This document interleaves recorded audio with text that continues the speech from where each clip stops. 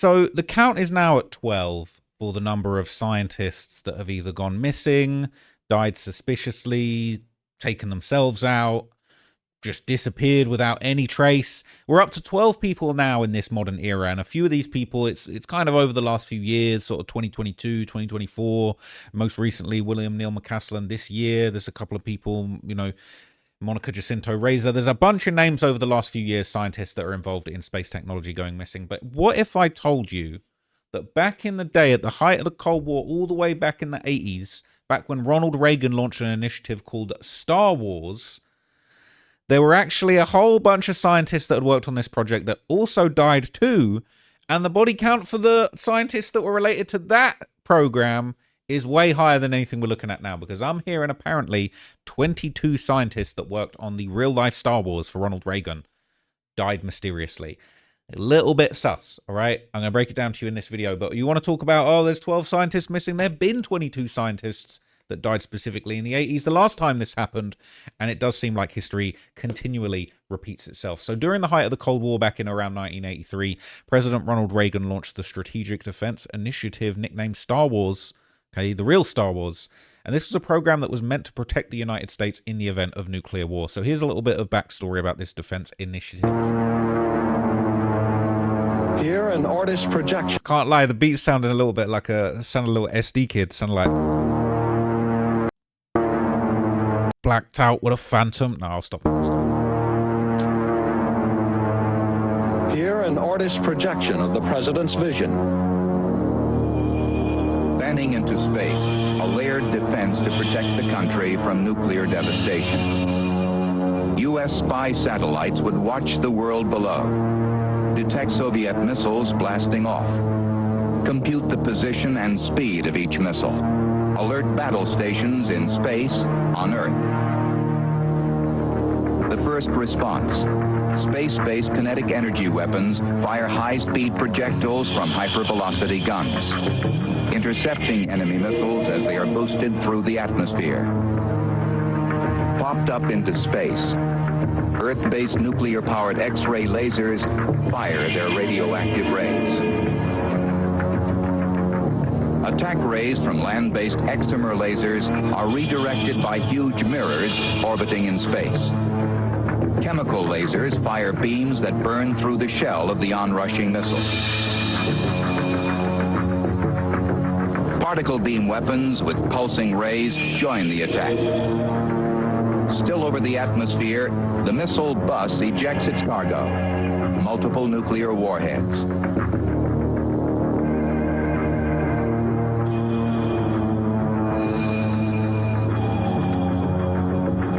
As the remaining Soviet missiles now arc towards the U.S., ground-based projectiles are volleyed into space. Their giant steel ribs shatter the enemy weapons. The final minute. The surviving warheads enter the atmosphere above the United States, are attacked by laser-equipped planes. Earth-based lasers and ABM rockets eliminate the last warheads. The administration's original claim for the Strategic Defense Initiative was that it would be a perfect. So not Rich Nixon, Ronald Reagan, basically, they launched the Star Wars. This was a real thing, and they basically wanted to be able to, shoot down. They wanted to be able to use space lasers, kinetic energy to shoot down potential nuclear weapons from the Russians, from the Chinese, all that kind of thing.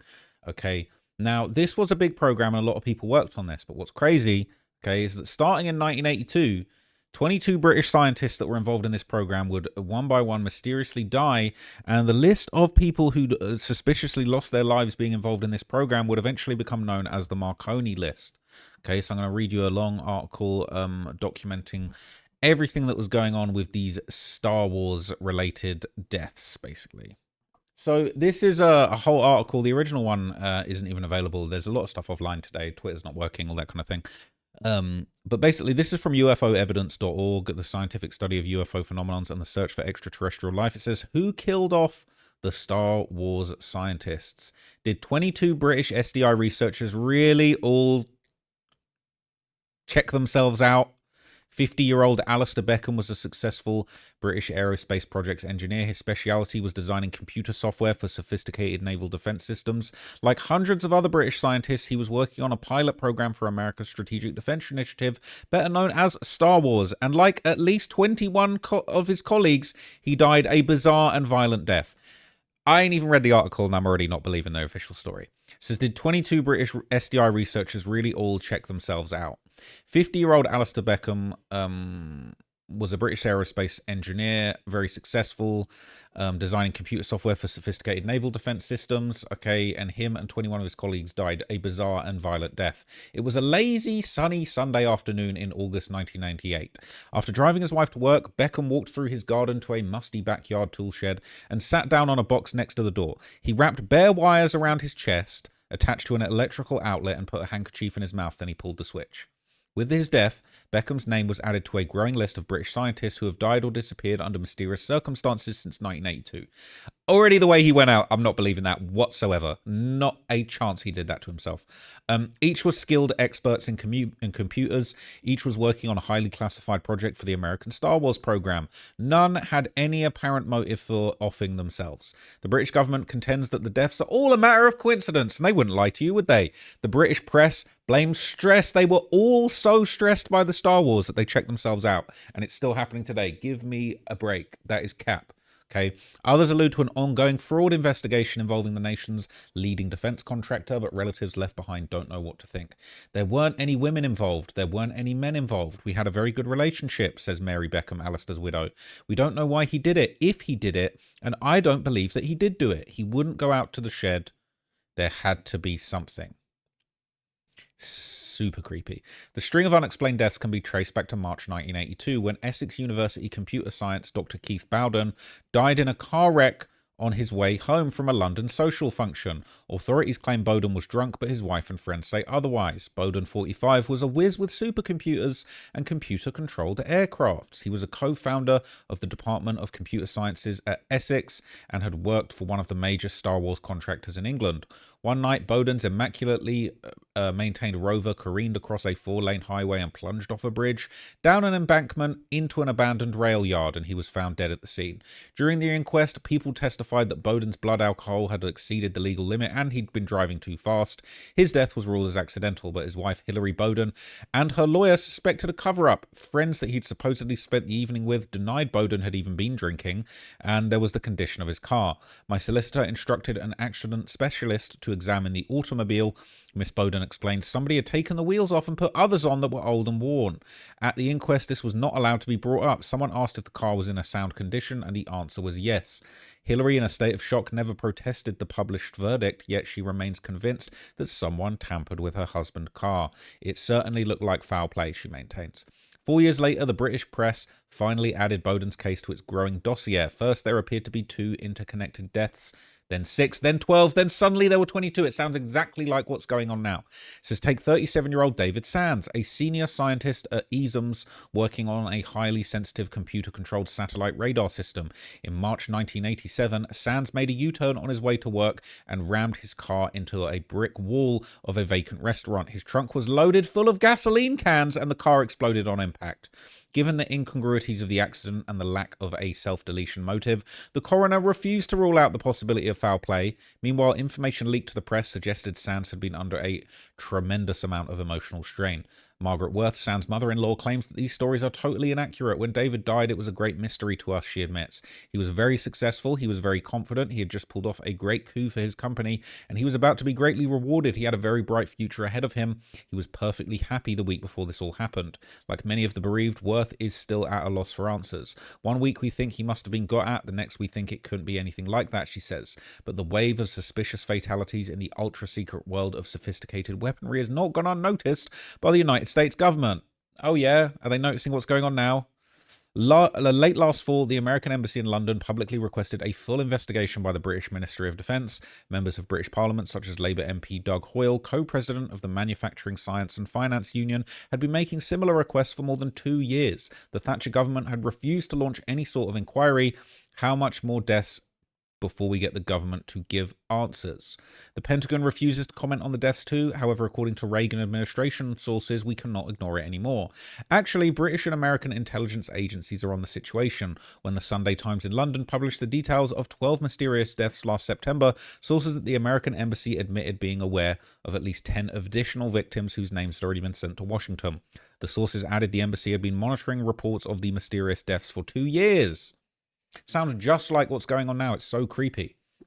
English intelligence has suffered several damaging spy scandals in the 20th century.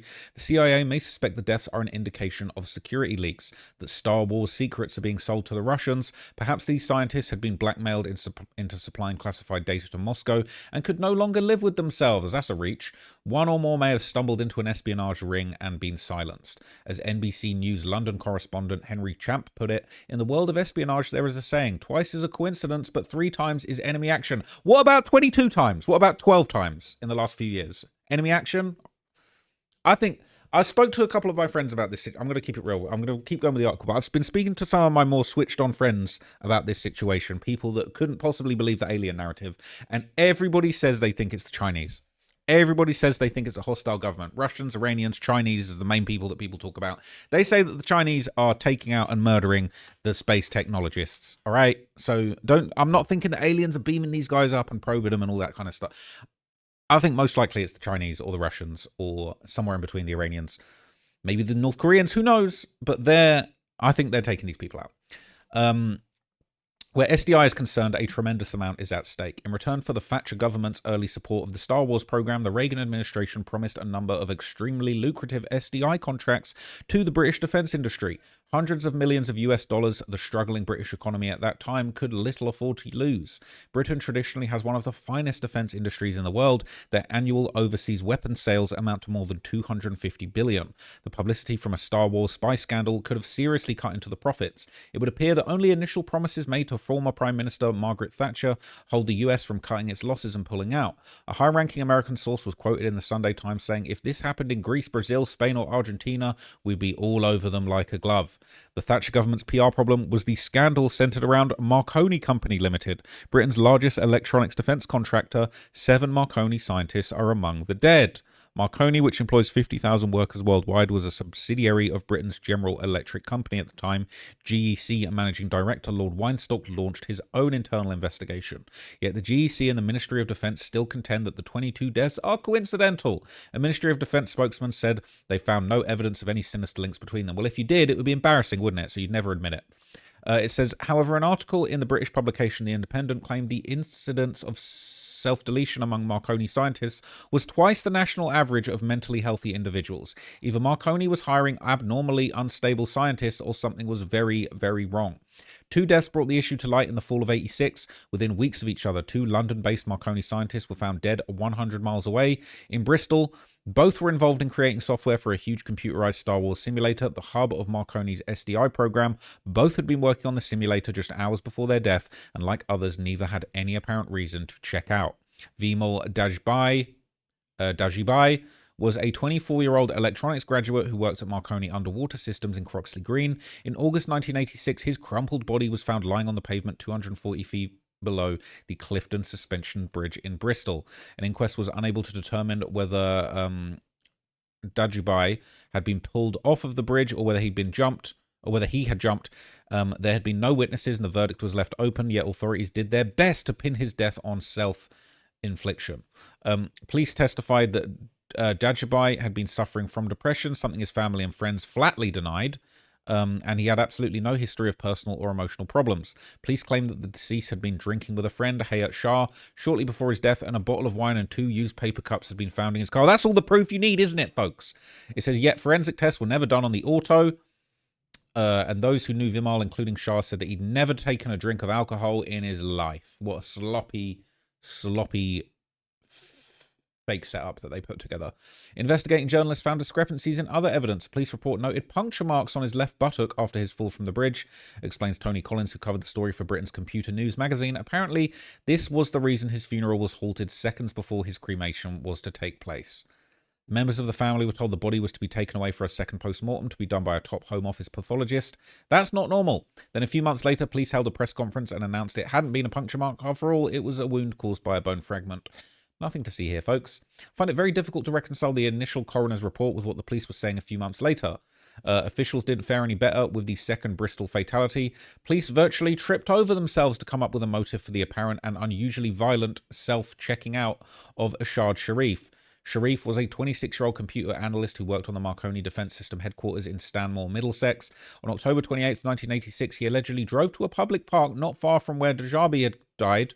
He tied one end of a nylon cord around a tree and the other around his neck. He then got back into his Audi 80 automatic, stepped on the gas and sped off, decapitating himself. Are you kidding me?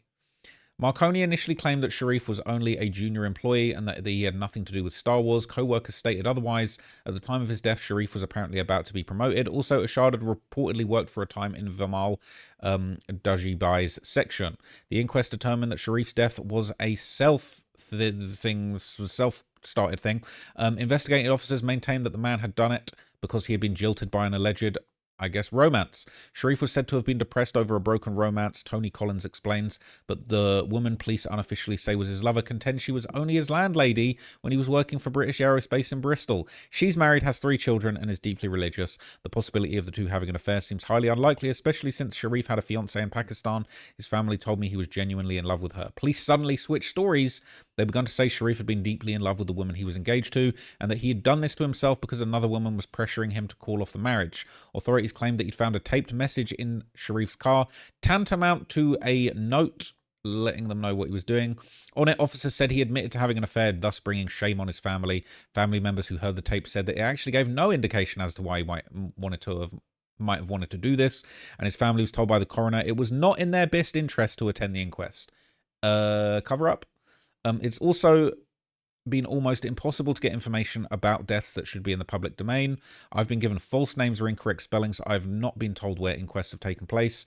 It's been made very difficult for me to try and track down details of these cases. In the Sharif case, 2 facts stand out. Ashad had no history of depression, and there was absolutely no reason for him to be in Bristol.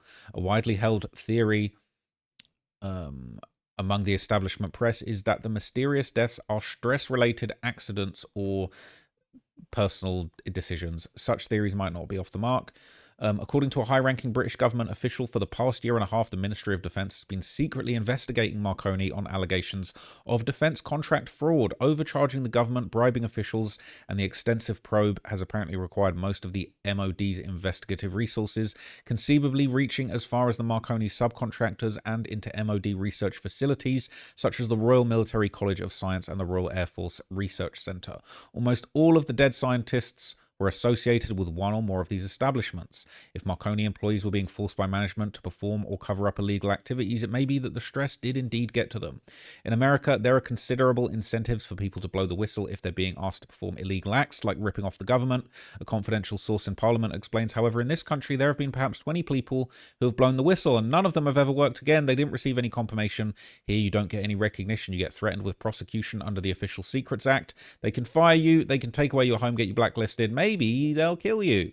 It's an impossible position to be placed in. It's quite conceivable that these people could have hurt themselves because they felt terribly ashamed of what they've done. Or did someone do that to them?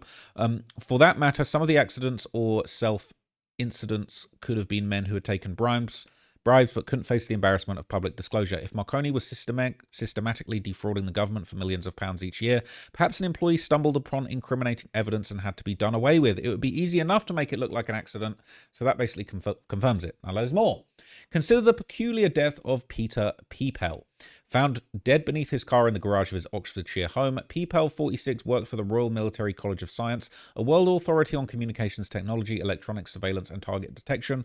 Peepel was an expert at using computers to process signals emitted by metals, and his work reportedly included testing titanium for its resistance to explosives.